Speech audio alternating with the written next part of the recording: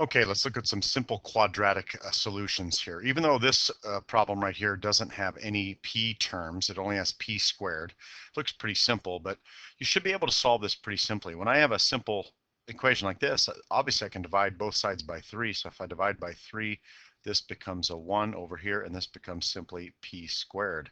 Now, how do you undo something as being squared? Well, we take the square root of it.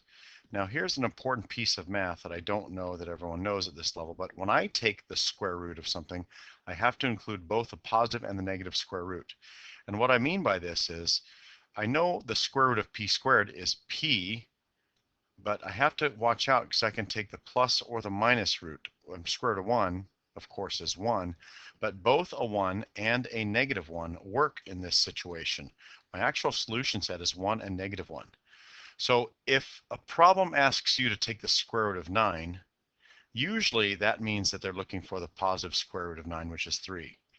But if you are solving an algebra question, an algebra problem, and you decide to take the square root like we did here, when you take the square root, you have to include all solutions, not a solution. So if you said p equals 1, you're right, p equals 1 does work, because when I square it, I get 1. Right? So p squared is 1 times 3. 3 times 1 is 3. 3 equals 3. It works. But it also works if p equals a minus 1, because p minus 1 times minus 1 is 1. 1 times 3 is 3. 3 equals 3. It works for both plus 1 and minus 1. So when you take the square root yourself, it's an action you do in a problem to get a variable isolated like we did here with p. You have to include both the positive and negative root. Test it, okay?